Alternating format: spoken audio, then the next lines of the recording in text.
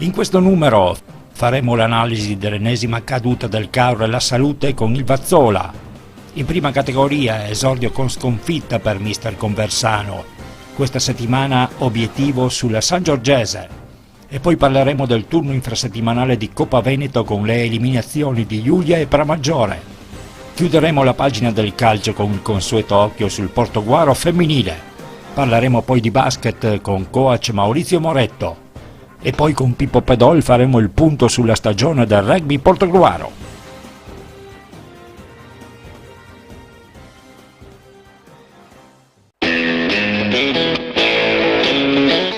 Tiros, la grande moda a Fossalta di Portoguaro. Tiros e produzione abbigliamento in pelle dei più grandi marchi. Tiros, in via del lavoro, a Fossalta di Portoguaro.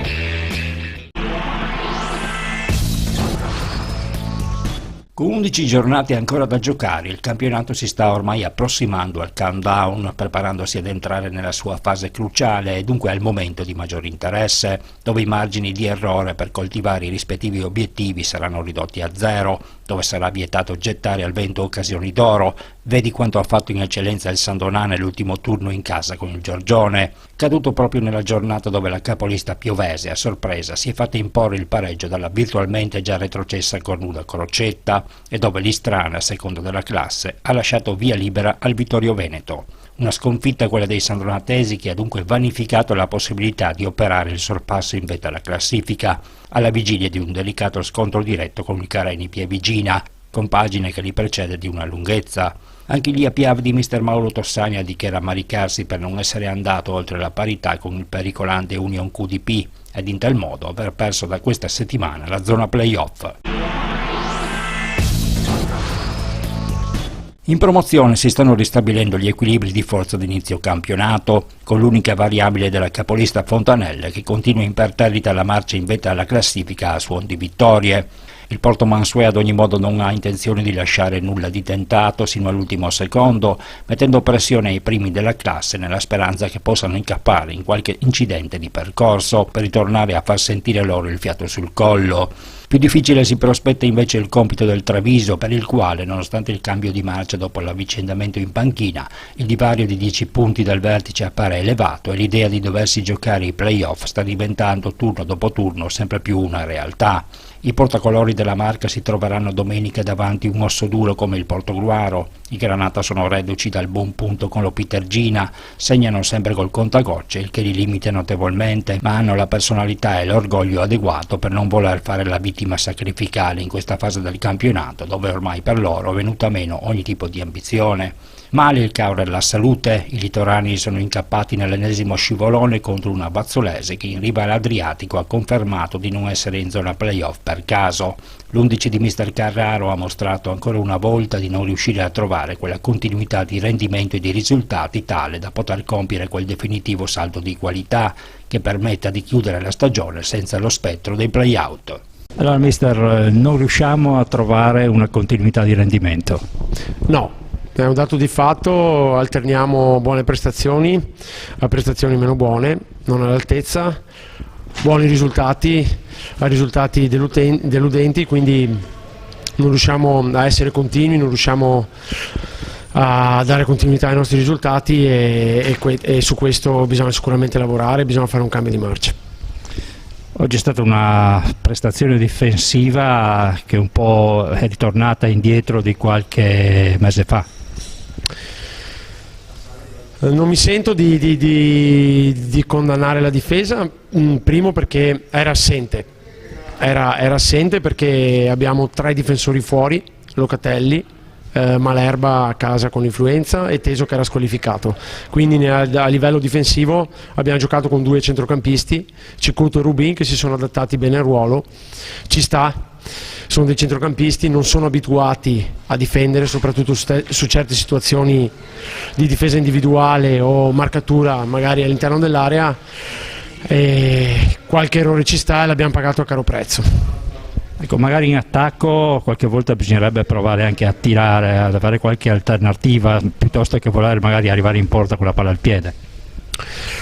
In attacco pensavo ci potessimo esprimere meglio, non ci siamo mossi bene, giocando con i tre attaccanti davanti spesso e volentieri non hanno saputo in modo organizzato attaccare la profondità, attaccare lo spazio, combinare tra di loro per arrivare alla conclusione, sfruttare quelle che sono le loro caratteristiche, la velocità, la tecnica e la rapidità.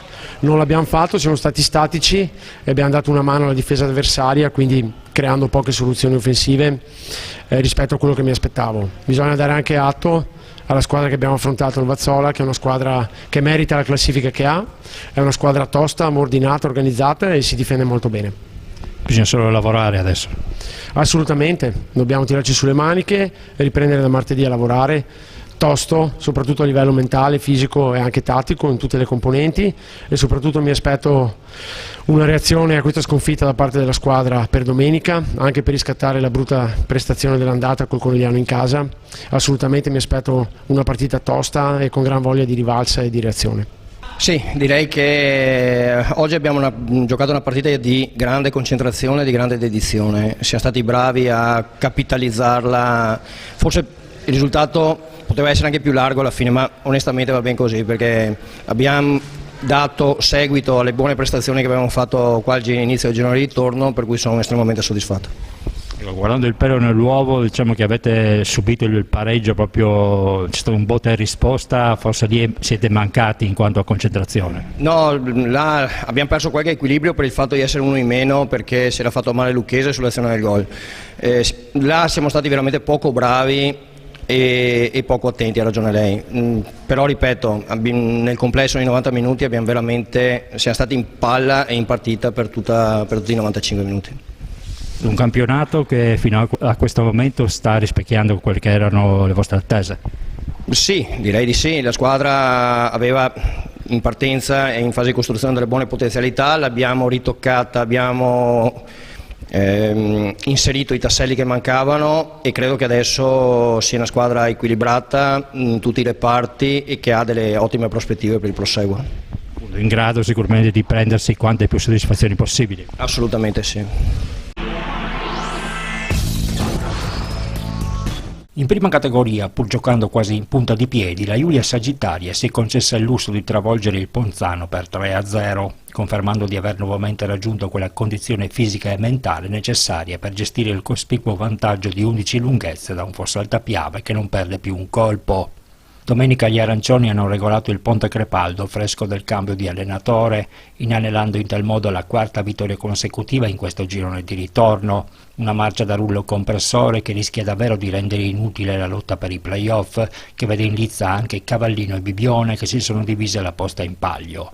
In questo momento, considerato il divario di 7 punti dallo Zero Branco, terzo in classifica, la coda di fine stagione non si disputerebbe nemmeno. I crepaldini invece restano invischiati in zona play-out, ma ad ogni modo non si perdono d'animo. Certamente non erano i punti di quest'ultima proibitiva sfida quelli con i quali costruire la propria salvezza. Mister Conversano ha avuto ben poco tempo per incidere in una squadra che domenica è comunque già chiamata ad uno scontro diretto con il team biancorossi, questo sì di vitale importanza per poter pensare in una salvezza senza play-out.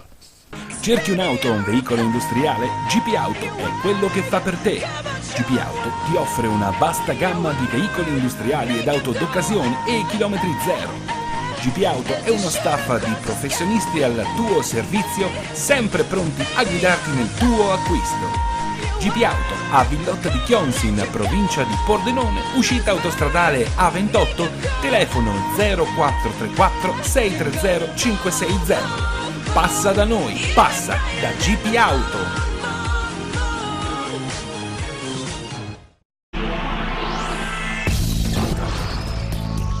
In seconda categoria incominciano ormai a scorrere i titoli di coda. Il Permaggiore infatti in quella che è stata un'anticipazione della sfida del Trofeo Veneto ha superato anche l'ostacolo Jesolo, una delle poche squadre sulla carta potenzialmente in grado di creare qualche grattacapo alla truppa di Mister Benetti sempre più lanciata verso la promozione. Questo alla luce anche dei risultati favorevoli dell'ultimo turno che hanno visto rallentare il Burane in casa con l'Anonese e perdere il Musile Emilia al cospetto di un Ceggia che ha tutte le carte in regola per provare a saltare sul carro dei play-off. L'unico a tenere testa alla capolista è stato il San Stino. I secondi della classe hanno comunque sfruttato il calendario favorevole andando a vincere sul campo della Cenerentola Villanova. In coda giornata interlocutoria con i pareggi sortiti negli scontri diretti tra Telio Veneto e Sindacale e Lugugnana e Gruaro, che hanno mantenuto invariate le distanze. Gran bel successo invece del Gainiga nel derby con il San Donà. Per l'11 di mister Massimo Sibau sono 3 punti d'oro per provare ad allontanarsi dalla zona calda, mentre non naviga più in acque tranquille la Giussaghese, sconfitta da una Sangiorgese che oramai gioca libera da ogni condizionamento di classifica. Diciamo che prima di tutto chiediamo ai ragazzi, chiedo alla società, chiedo all'allenatore di poter arrivare tranquillamente alla salvezza, che potrebbero essere i 38 punti. Ce ne mancano ancora 9, mancano ancora 11 partite, bisogna giocare domenica per domenica. È logico, 29 punti, dobbiamo solo, come hai detto tu, giocare in scioltezza, vedere di cercare anche un attimo di giocare a calcio, di divertirci. È logico che quando sei su una posizione così come siamo noi c'è più tranquillità, insomma, un discorso è giocare con 29 punti e comunque con 6 punti dai playoff e a 10 e 11 punti dalla zona retrocessione, un conto è essere a 3-4 punti dalla retrocessione, rischiare di retrocedere, il nervosismo, tutto quello via. I ragazzi stanno facendo un buon campionato, questo periodo qua siamo un po' con tanti infortunati, ma quelli che li hanno sostituiti bene, perciò sono contento di tutti, sono contento del gruppo, dell'ambiente, cioè sta andando bene quello che avevamo ipotizzato all'inizio della stagione, insomma, come volevamo noi. Infatti l'obiettivo era la salvezza, quello principale, e mi sembra appunto che la squadra abbia risposto nel migliore dei modi. Beh, sicuramente la società, la prima cosa che ha chiesto era la salvezza, perché dopo una promozione dalla terza alla seconda è stata rinnovata la squadra con pochi innesti, 3-4 innesti di qualità, come avevamo detto. Si sono dimostrati di qualità, i ragazzi che c'erano prima, anche loro si sono dimostrati che meritano la seconda categoria, lavorano bene, i ragazzi sono seri, è un anno buono, speriamo di continuare fino alla fine a divertirci, mantenere saldo il gruppo, e poi San Giorgio è un ambiente dove si sta bene, perciò chiunque sta qui sta bene con noi, cioè sta bene. In terza categoria è ormai soltanto corsa a 3, il Silea vincendo con il Torre di Mosto, il Cessalto con l'Eraclea e il Casiato Sons, pur pareggiando con il Basilighelle, hanno creato un divario piuttosto importante con il resto del gruppo, 7 punti tra terza e quarta che in questo momento limiterebbero i play-off alla sola finale. Dalle rappresentanti del Veneto orientale invece arrivano le note dolenti. La Vigor è stata travolta in casa dall'Evolution Team, lasciando sul terreno ogni tipo di ambizione coltivata. Male anche il Cesarolo, che si è fatto imporre il pari dal fanalino di coda Piavon al secondo pareggio consecutivo di questo campionato. Quarti di finale del trofeo Veneto Amari per le 2 favorite della vigilia, Giulia Sagittaria e Pramaggiore. In seconda categoria, nel derby tutto veneziano con lo Jesolo, per il Bleugrana di mister Benetti è stata una beffa. Raggiunti nei minuti di recupero da un gol di Denadai, hanno poi ceduto ai rigori. La Giulia invece nel trofeo di prima categoria questa volta ha fallito l'appuntamento con la storia. Presentatasi da squadra imbattuta, si è inchinata all'indiscutibile maggior qualità nei singoli del Montello, seppure dopo aver accarezzato il sogno per tutta una prima frazione interpretata a dovere e chiusa in vantaggio grazie ad un gol su punizione di Pivetta. I trevigiani hanno cambiato marcia nella ripresa quando mister Silboni ha inserito Furlanetto, un'autentica spina nel cuore della retroguardia iuliense, infilata per 2 volte alla stessa maniera. Nessun dramma comunque in casa nerazzurra, se è vero che prima o poi una sconfitta doveva capitare, meglio che sia arrivata in Coppa. L'obiettivo primario resta la vittoria del campionato e da oggi i concordiesi torneranno al lavoro per chiudere quanto prima la pratica. Doveva succedere, speravamo che non succedesse mai, però vabbè, dobbiamo dare atto che il Montello è una squadra forte, una squadra veramente fuori categoria, dunque noi ce l'abbiamo messa tutta, sono stati bravi ragazzi, un paio di episodi sono stati un attimino dubbi, però va bene così. A fare i complimenti ai miei ragazzi, faccio i complimenti al Montello che è veramente un'ottima squadra, ben allenata da un ottimo allenatore, dunque complimenti a loro e noi avanti tutto adesso per cercare di raggiungere l'obiettivo.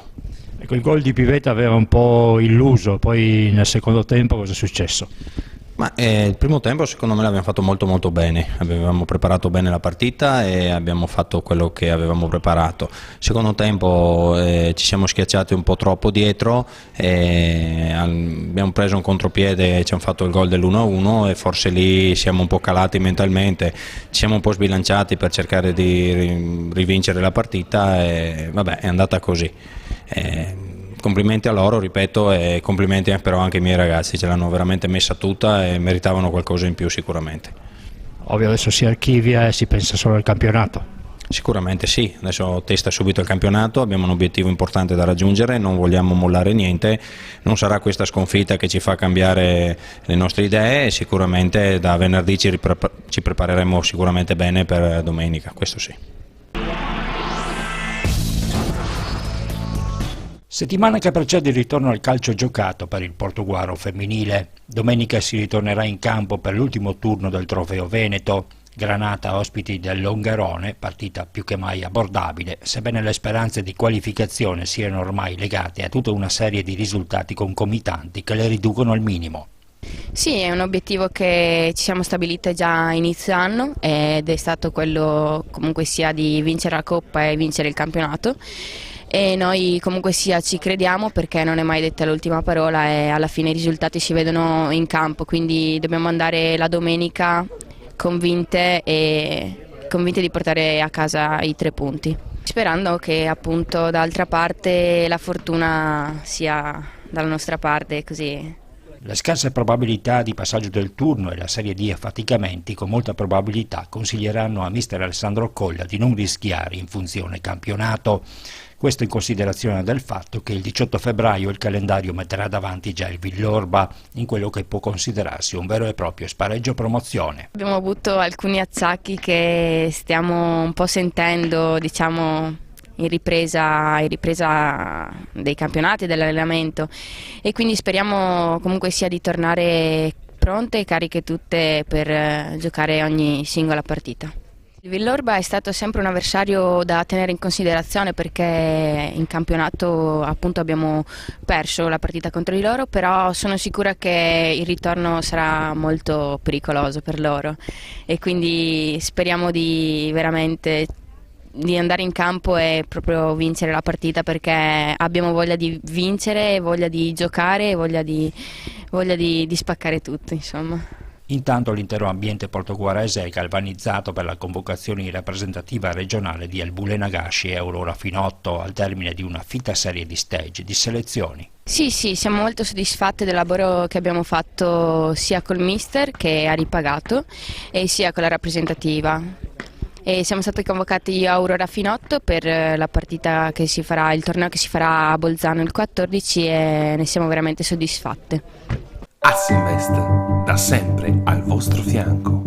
Sono Leonardo Moretto, rappresento Assinvest a Portogruaro, lavoriamo nel settore delle assicurazioni e degli investimenti. Lo facciamo attraverso canali diretti, attraverso l'e-commerce, attraverso sistemi di distribuzione innovativi. Applichiamo mensilizzazione a tutti i nostri contratti in maniera gratuita. Abbiamo particolare attenzione nei confronti delle imprese artigiane, distribuiamo prodotti finanziari e prestiti personali grazie alle partnership nazionali che abbiamo creato. Assinvest ci trovi in via Vivaldi numero 3 a Portogruaro, telefono 0421 27 3258.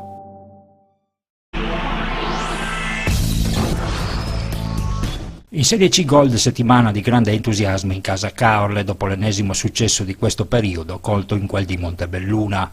Vittoria che ha proiettato i giallo-blu sul terzo gradino del podio a 2 lunghezze dall'Oderzo che ha avuto vita facile con Bassano, in codominio con Monfalcone e Corno di Rosazzo. Campionato sempre più diviso in 2 con Mestre Corsara a Codroipo che sta cercando in qualche modo di rientrare sul gruppo delle prime per garantirsi un miglior posizionamento nella griglia playoff. Nel prossimo turno Caorle ospiterà al Palamare la Blue Energy Codroipo, altra sfida più che mai abbordabile da far fruttare per scalare ulteriormente la classifica. Nel girone Flebus della Serie D friulana, tutto secondo copione, Pordenone e Sacile hanno timbrato l'ennesimo successo della loro stagione, potendosi permettere sin d'ora di preparare i play-off. In coda buone affermazioni per San Vito con Valtorre e Fagagna con Rorai. Il Portoguaro è stato invece travolto da Casassa senza possibilità d'appello. I giovani Granata sono in tal modo sempre più soli sul fondo di una classifica che in riva all'Emene tuttavia continua a lasciare il tempo che trova, guardando piuttosto alla crescita globale del progetto Energy Basket, che annovera anche le realtà limitrofe di Baloncesto e Chions, considerata come il punto di partenza per una nuova stagione della pallacanestro del territorio portoguarese. Sì, le attese sono quelle di creare dei gruppi che siano omogenei per categoria e che possano affrontare dei campionati in maniera dignitosa, cercando di mettere in evidenza quelle che sono le nostre peculiarità a livello sia tecnico che di personalità in campo. I ragazzi, partendo dall'Under 13 a salire fino all'Under 18, stanno esprimendo una pallacanestro che alla fine è quella che rispecchia l'idea tecnica dei nostri allenatori. Brevemente dirò che per quanto riguarda l'Under 13 il gruppo più nutrito, quello dei ragazzi del 2005, e che si stanno impegnando sia sul campionato dell'Under 13 e stanno anche aiutando i compagni di squadra dell'Under 14 nella gestione del loro campionato. Bene l'Under 14 che sta pur con 1000 difficoltà a livello di allenamenti, sta cercando di portare avanti un campionato nella prima fase del provinciale. Benissimo l'Under 15 e l'Under 16 che sono al di là della posizione in classifica, stanno dimostrando dei grossi miglioramenti. L'Under 18 nel campionato di eccellenza, diciamo che è la nostra squadra di punta, ha avuto delle difficoltà soprattutto dal punto di vista dei risultati, mentre per quanto riguarda l'espressione del gioco coach Romanin sta facendo un ottimo lavoro. Per il resto diciamo che tutta la parte organizzativa è sempre complessa, cerco di non entrare nel merito, ma semplicemente di dire che se non ci fossero tante persone che danno una mano all'interno dei vari gruppi le cose non andrebbero bene. Ci vuole assolutamente della gente capace che spinga questo movimento, soprattutto nella parte logistica, nella ricerca di spazi palestra, nella ricerca di possibilità per questi ragazzi di allenarsi, di fare anche allenamenti individuali per poterli migliorare, perché quello che per noi è il primo punto è il miglioramento individuale dei ragazzi. Il risultato del campionato conta sì, ma fino a un certo punto. Sarebbe fondamentale anche che a questo pool si avvicinassero magari ulteriori società limitrofe. C'è un qualcosa in atto oppure siamo lontani da tutto questo? Ci sono già stati dei pourparlers con altre società. È ovvio che chi entra a far parte del gruppo Energy deve entrarci con la consapevolezza che questo nuovo pool ha l'intenzione di portare all'interno del territorio, oltre che forze fresche, idee. Quindi la nostra idea primaria quest'anno è stata quella di fare un grosso progetto a livello di mini basket. Siamo partiti da lì, soprattutto dalle scuole.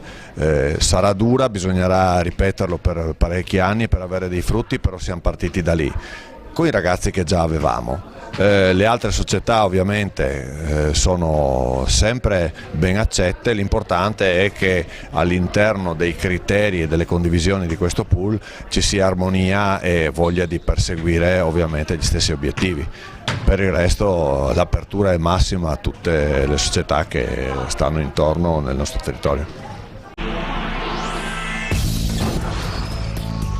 Nel girone pordenonese della promozione, altro successo a Sacile dello Spili Basket, sempre più padrone della regular season, 12 su 12 per la capolista che ha ipotecato il primo posto dopo aver steso nello scontro diretto della scorsa settimana una pallacanestro fossaltese che nell'ultimo turno ha ripreso la marcia regolando i giovani del Cordenons, terza forza del campionato, il tutto in attesa della prossima sfida con il Torre, quintetto battuto anche dal BVO Annone Veneto, che non dovrebbe costituire un ostacolo insormontabile. probabile. Per baloncesto invece si è concretizzata l'ennesima battuta d'arresto sul fil di sirena, che lascia tanti rimpianti per una stagione che con un pizzico di fortuna in più avrebbe potuto vederli anche lottare per i quartieri alti.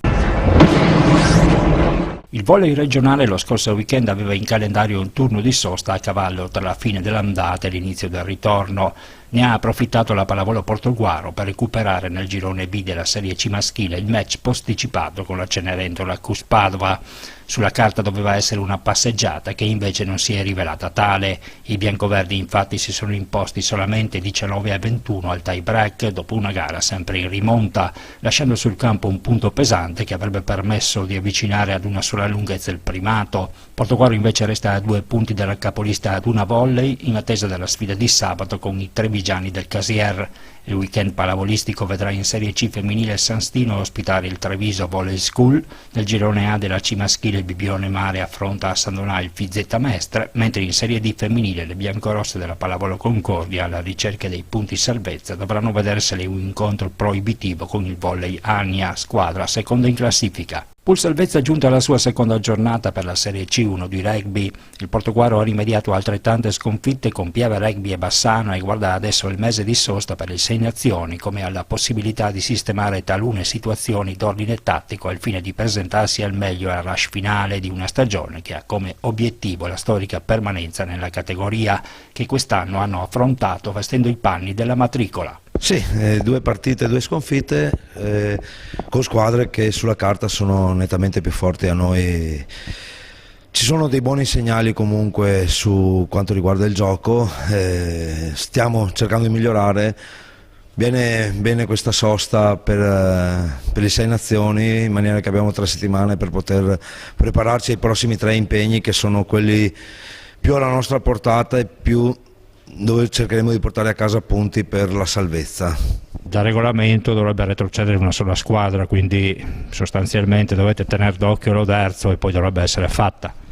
Sì, il regolamento non è molto chiaro, quindi noi preferiremo arrivare terzultimi per essere certi, perché a inizio campionato dicevano 2 squadre, adesso parlano di una squadra, quindi non è molto chiaro, preferiamo andare in quota salvezza tranquilli per essere, per poter affrontare il prossimo campionato ancora in C1. Diciamo che era un po' l'andamento della stagione che vi aspettavate, era impossibile pretendere di più. Sì, era impossibile pretendere di più. Io a inizio stagione, quando abbiamo deciso di fare la C1, con i ragazzi ho detto puntiamo al pole promozione semplicemente per il fatto che il nostro obiettivo era la salvezza. Il pole promozione ci dava automaticamente la salvezza e quindi la tranquillità di poter gestire tutto con calma. Purtroppo non abbiamo ottenuto questo, siamo arrivati quarti, adesso dobbiamo solo cercare di arrivare più in alto possibile per essere tranquilli da qua a fine campionato. Senti, il rugby portoghese, un ambiente che sta comunque compiendo dei notevoli passi in avanti. Sì, diciamo che stiamo facendo dei gran bei passi in avanti perché abbiamo tutto il settore giovanile che si muove bene, abbiamo un under 14, abbiamo un under 16, purtroppo non siamo riusciti a fare l'under 18 che sicuramente la società del prossimo anno riuscirà a creare. La under 16 sta ottenendo dei buoni risultati, anche l'under 14, siamo molto soddisfatti di questo. Quando i ragazzi dell'under 16 o anche i ragazzi stessi dell'under 18 che purtroppo quest'anno non hanno potuto giocare, il prossimo anno o fra 2 arriveranno in prima squadra, quello sarà veramente il ricambio generazionale che serviva al rugby portoghese.